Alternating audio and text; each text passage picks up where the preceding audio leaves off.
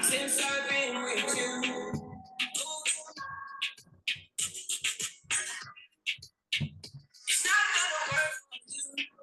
Nobody can equal me.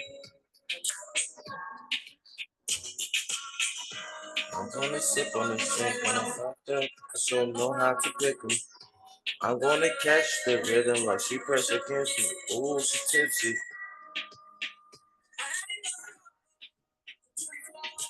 Yo. Welcome back to the Homies Tribune. It's me, of course, Mike Gam as your host, talking to the homies. And if you tuned into the show before, you know it wouldn't be right without the infamous red cup, okay? Mm. Don't worry about what's in my cup. It's my cup. All right, listen. I want to read this. Unforgettable is officially the most streamed song ever to come out of New York, the mecca of hip hop. 12 times platinum. Yes. Put a little you are unforgettable.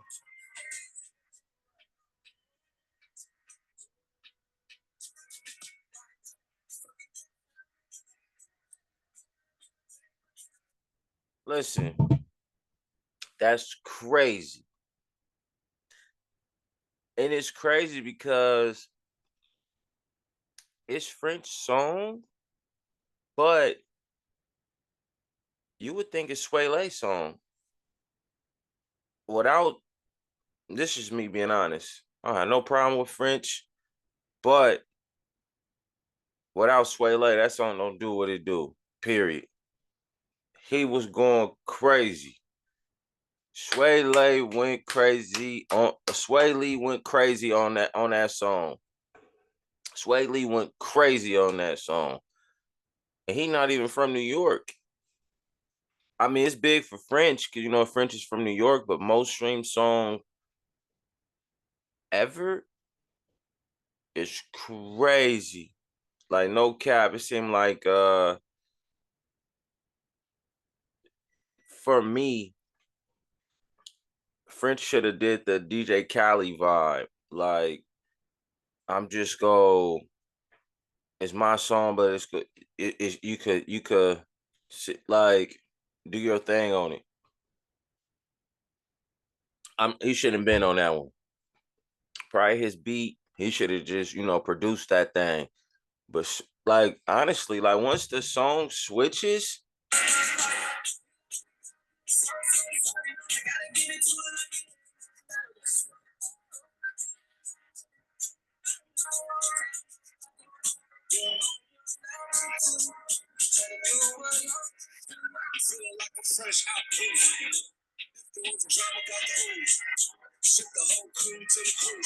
I don't really, I ain't really vibing with French part. You know what I mean? I'm not, but I mean, it might be somebody out there vibing with it. But I think without Sway Lee, the song don't do what it do. He came in and went crazy on that joint. I ain't gonna lie.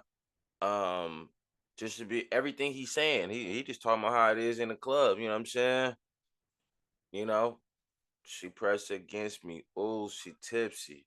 I had enough convo for 24. I peeped you from across the room. Pretty little body dancing like and you are unforgettable. I need to get you alone. He went crazy. But congrats to them boys for the damn. That's crazy. I mean, because there's so many great songs that come out of New York, especially the mecca of hip hop, and it's the biggest song. Is crazy. That's nuts. The Mavs and Celtics. Let me go on and get into it. Game one was crazy. Okay. Game one was nuts. I said the Celtics will pull off game one. I said that. I did say that.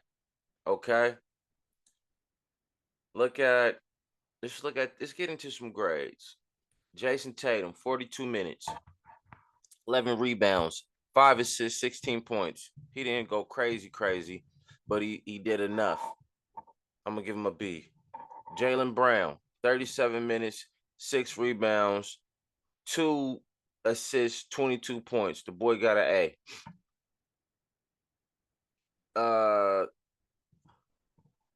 Al Horford, 30 minutes. That boy's still doing it. Seven rebounds, 3 assists, 10 points. Horford, I'm gonna give him a B as well.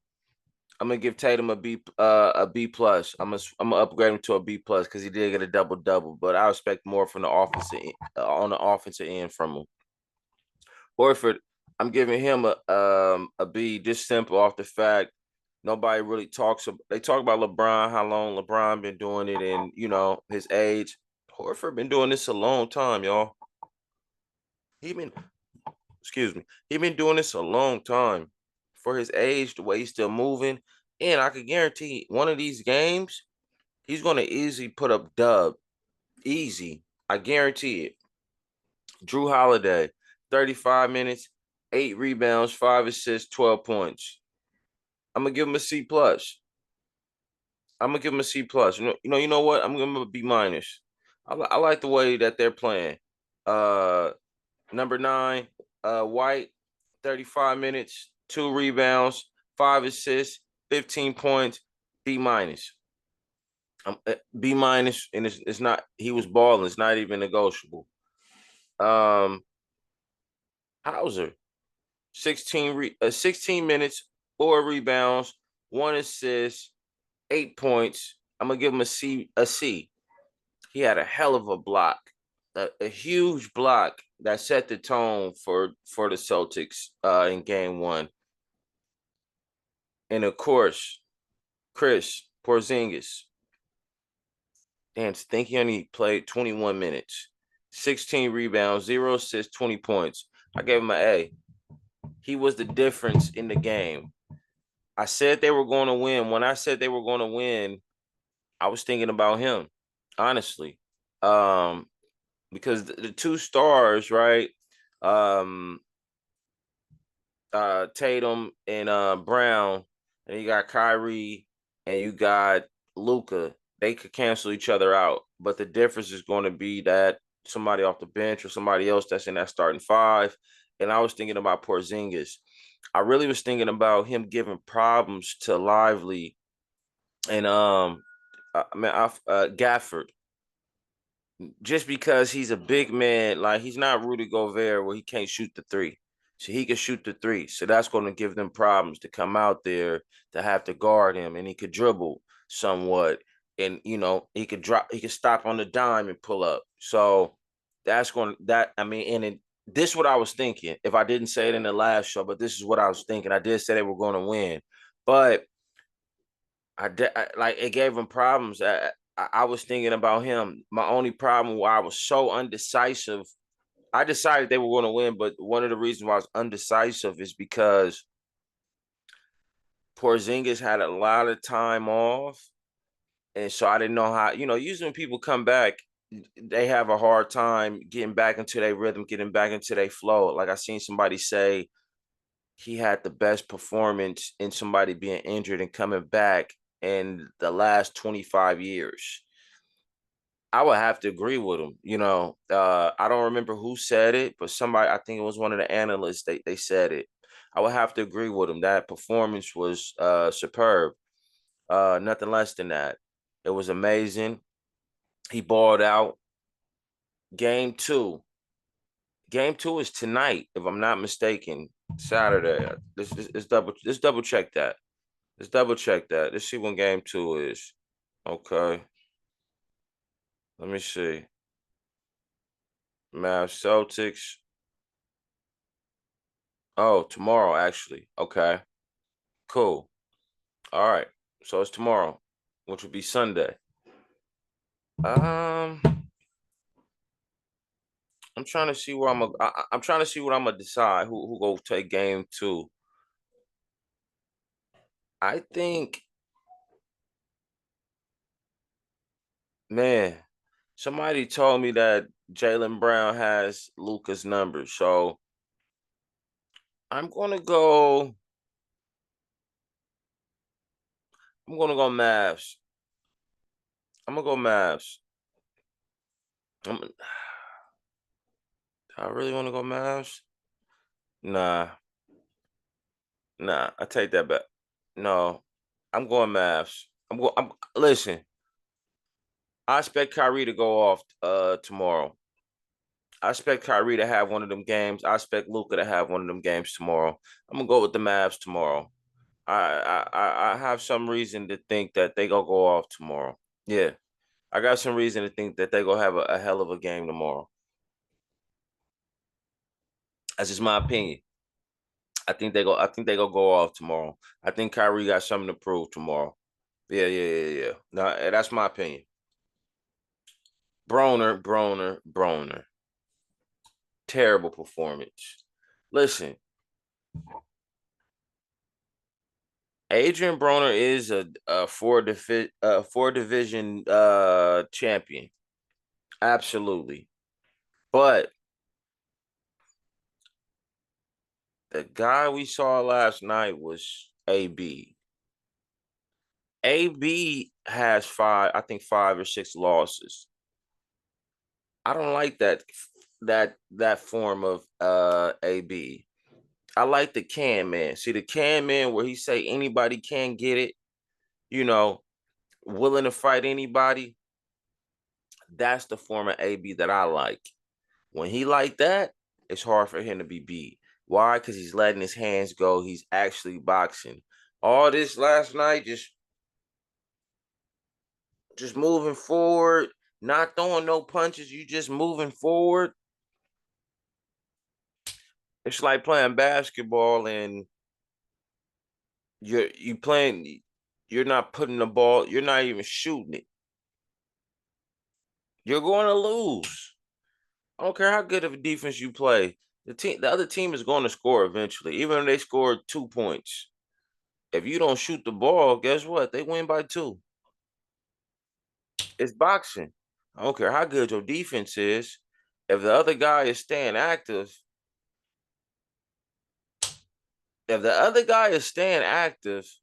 and what I mean by staying active, throwing his hands, letting his hands go, he's going to win the fight. Why? Because in boxing, you're going to get hit if it's a fight. But if the other guy's he's not letting his hands go, it's a sweep. Listen, it's a sweep. It's not even debatable. It's nothing to talk about. Honestly, Adrian Broner, I don't know. Listen, I don't know who told him, yo, don't throw your hands. He been doing this for the last, probably probably the last 5 fights that I just seen, the ones he done lost. Some reason he got in there. I'm not throwing my hands. I'm gonna take all like every shot that I take is going to be accurate and on point. I don't know why it's like the approach of, yeah, I'm only going to speak unless I have something prolific or something to say. I'm not going, but we're having a conversation. I'm just listening in the conversation, but I'm only going to say something when I could say something profound. It's like, it's not really, you know what I'm saying? It's not really a conversation. You're not really tangling. It takes 2 to tangle. It's not really a boxing match if you're not throwing them hands. It's not. It's not. I listen. I know that trainer was mad at him, but I know the trainer was like, "Thank God you're not Tank, because that's my guy. Thank God." Again, that performance he put on, I can't see nobody else putting no money up behind Adrian Broner. He really could beat Cobb. He could have beat a lot of people. Cobb just was active. I wasn't super impressed by Cobb, but he was throwing his hands, plain and simple. I don't know what AB was doing. Maybe he was doing it for the check, but that shit was terrible, man. That shit was look. AB's a bum. The can man, I still have faith in. They they're totally 2 different fighters. Same person, but 2 different fighters, like night and day. Night and day. Go look up the can man fights. I don't know nothing about Adrian Broner. Go look at the can man fights. Woody. Kenneth Copeland. That's Woody. I think that's his alias is Woody. If you don't know who that is, Kenneth Copeland is um he was like a main witness for the Young Thug trial. The DA, if I'm not mistaken, he was in a lot of statements and he said this and he said that. But he just recently came to court yesterday and he was on bullshit. Well, like he was on bullshit for the DA. For Thug, he was making Thug's listen. I love Young Thug's lawyer. He's not playing no games. He they're not playing no games. He asked for a mistrial yesterday. And the judge should have gave it to him because in the court, they have a thing. If you come in there, I could be wrong, but this is what I heard. As a witness, they've been hearing his name, Kenneth this, Kenneth that, Kenneth, Mr. Copeland this, Copeland that. Main, got him on tape saying this and that. So when he come in court and he said I plead the fifth, that basically discredits everything they've been. It discredits their whole like little defense that they've been trying to put up on Thug. And man, I won't be surprised if he from what it's looking like right now, I won't be surprised if Thug beats this case.